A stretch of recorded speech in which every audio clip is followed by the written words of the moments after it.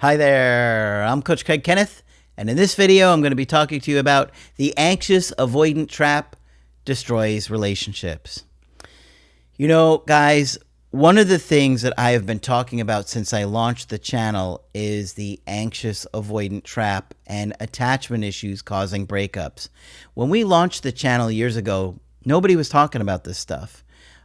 It took a lot of time for Margaret and I to put this stuff together and look at mental health and what was causing breakups. And, you know, there were only a few really good clinicians out there that talked about this stuff. Now it's kind of talked about all the time.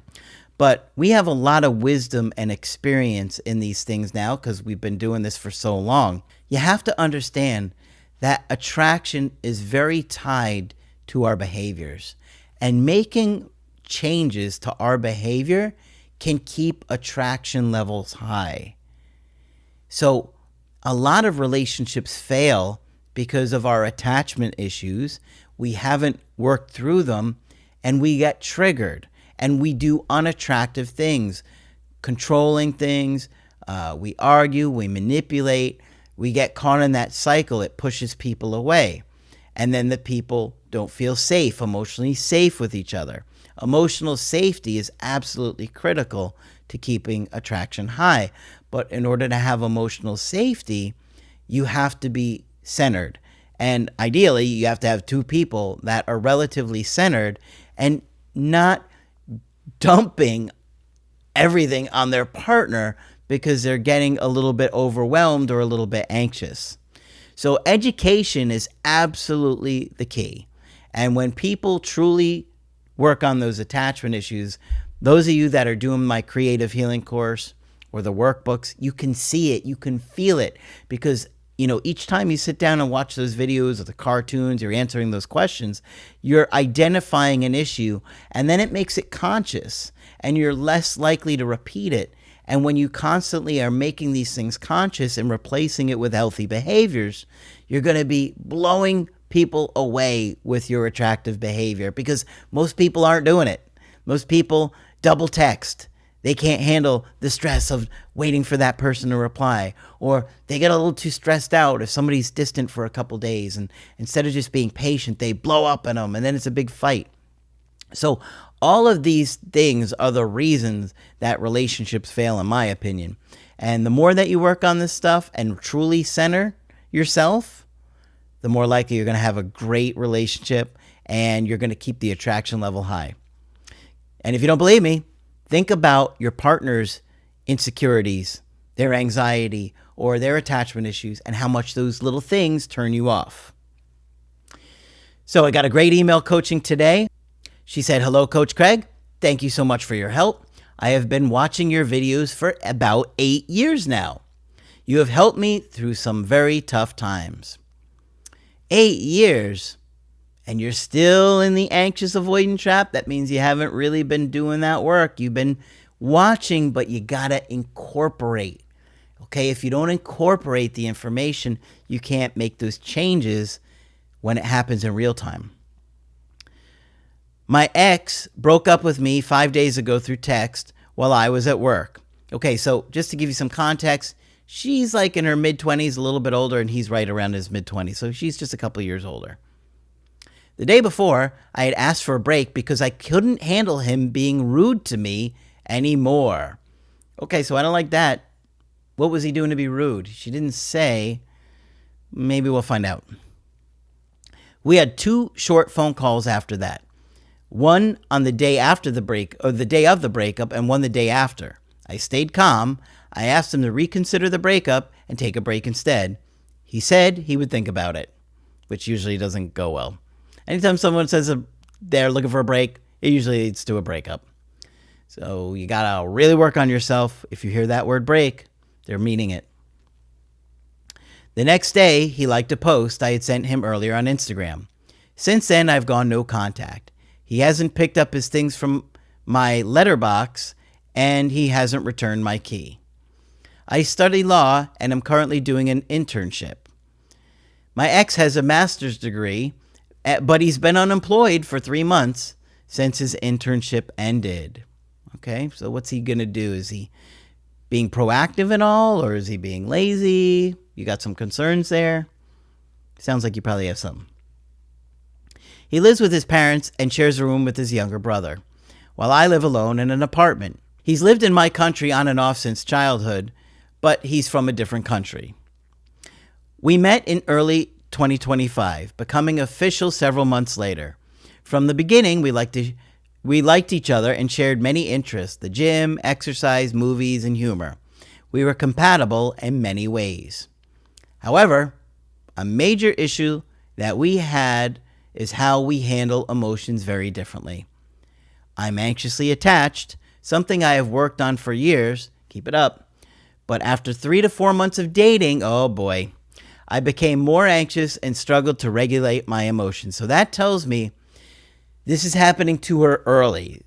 If you're struggling 3 to 4 months into dating with anxiety, that means you are probably really anxious. In other words, most people start to get those feelings around 6 months in or so. If it's happening before then, that's a reflection of how much attachment issues you have. I criticized him, lashed out, sometimes yelled, and cried a lot. Oh my goodness. And that would be exhausting. I mean, I'm just going to be honest. It's a real turnoff for people when they see an adult woman acting like this. He described me as warm and affectionate and liked that side of me, even though he's not the emotional type. He avoids emotional conversations, prefers superficial topics, and is very conflict avoidant. All right, so we could see he's avoidant. And probably that disconnect was triggering her all the time. He often said he needed peace. Okay, and when you're being dramatic, crying, yelling, screaming, unfortunately, those things take away his peace. I hear a lot of avoidants say, I just need peace. I just need peace. Yeah, they don't want to deal with your emotional upheaval or turmoil, right? Now, a healthier person would do some of the regulating with you and try and make an effort somewhat. But even a secure person is going to be like, okay, enough is enough. This can get tiring. And I'm not trying to beat her up because a lot of people are like this. And I used to be more anxious like this. So I understand. But we have to be tough in certain ways, because if we don't change those things, then it just leads to more breakups.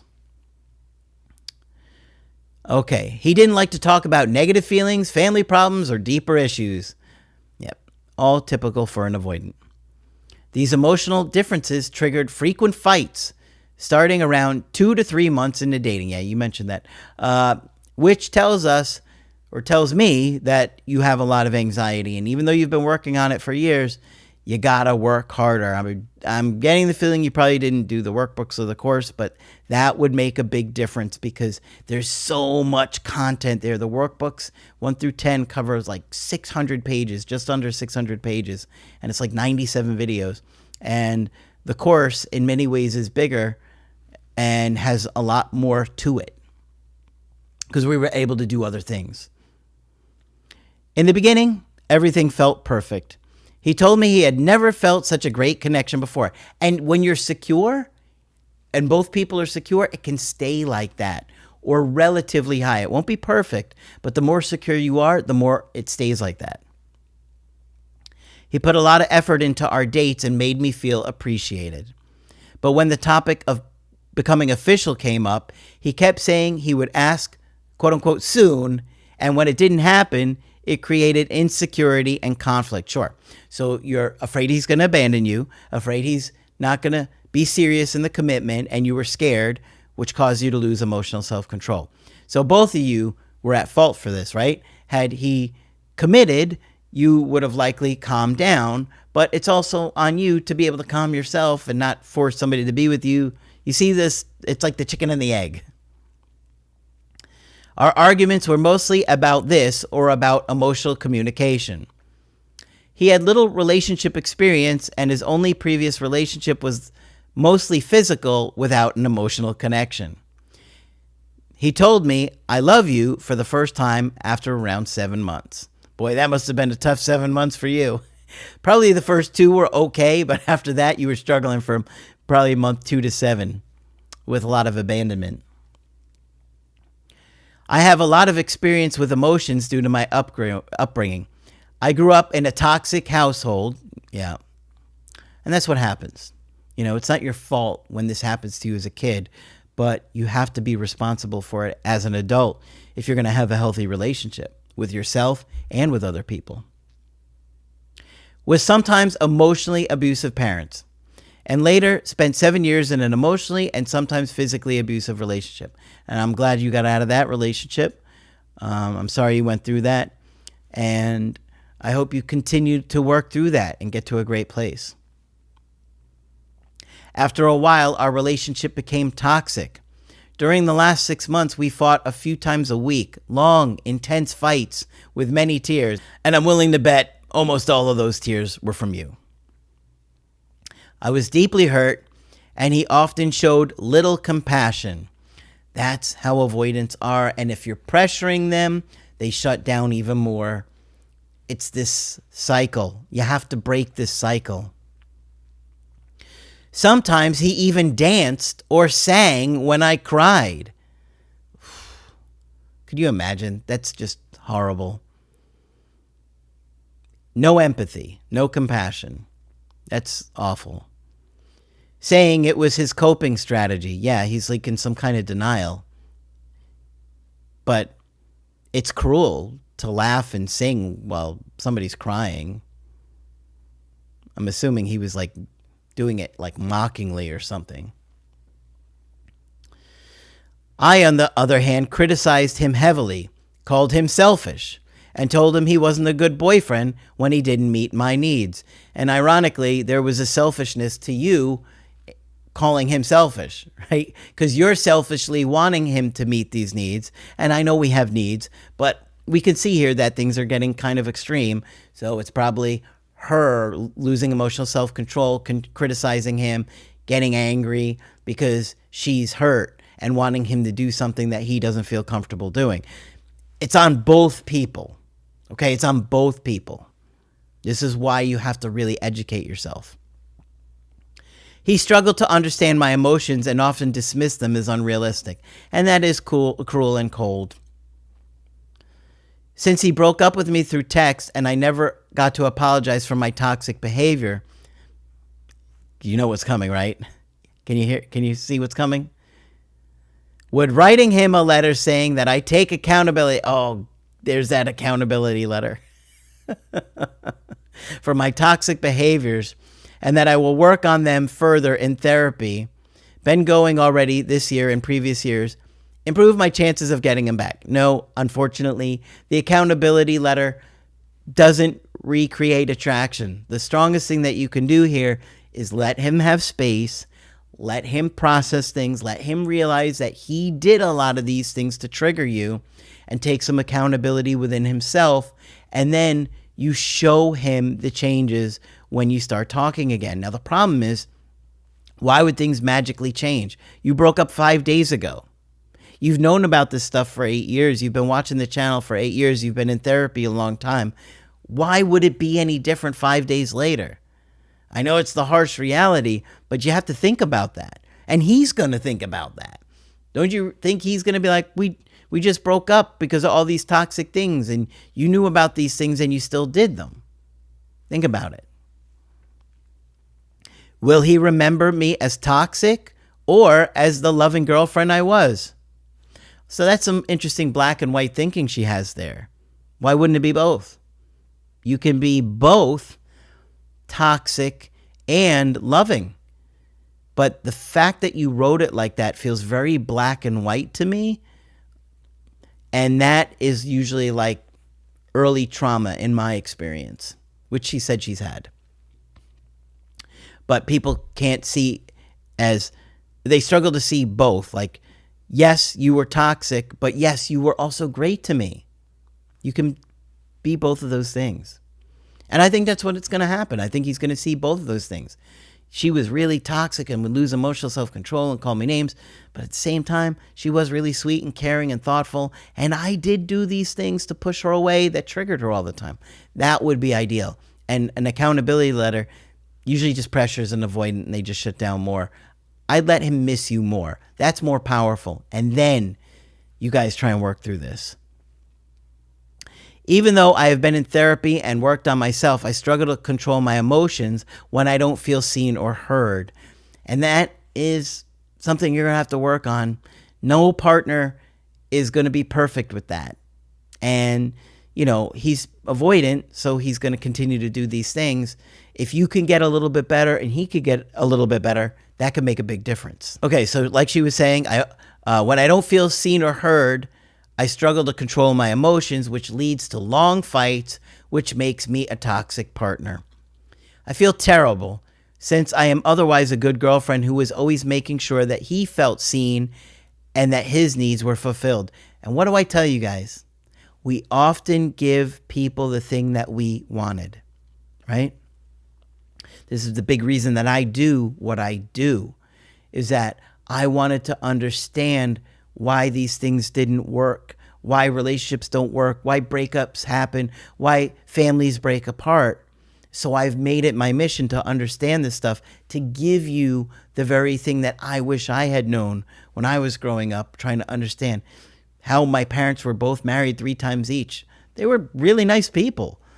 And yet and people loved both my mom and my dad. And it's kind of crazy when I used to see it with their coworkers and stuff. It was great to see how much they truly cared about both my parents, and yet they couldn't make it work, and they were both married 3 times. Now, my dad wound up being with my stepmom for many years, and when they were together when he passed, and was very happy, but even my mom didn't have that. So I like to give you guys the information that I wish I had known, and so you guys can go out there and each one of you make a difference in changing the world. Okay, she said, thanks so much for your help. And he actually reached out while I was writing this email simply to ask how I'm doing. I don't know what to respond. Well, I already talked to her about that. Guys, I really want you to understand the anxious avoidant trap destroys so many relationships. And knowing about it helps. Educating yourself helps. But you have to go beyond that. You have to really implement everything, and you have to be able to do something different in the moment to break the cycle. If you don't, you're going to keep winding up in more and more breakups. I think he probably cares about her deeply, but is exhausted by all the fighting and probably doubts that it can turn around. But if you can continue to work on your issues, you guys can probably have another chance at this. But make sure that he's going to be healthy enough for you too. Make sure he's not too avoidant for you, that he's just going to trigger you on and on, where you just keep having bad breakups forever, okay? All right, hopefully this one's been helpful to you. If you'd like to get my help personally, you could do that on my website, askcraig.net. I do email coaching and I do Zoom calls. That's it for this video. I'm Coach Craig Kenneth, and I will talk with you soon.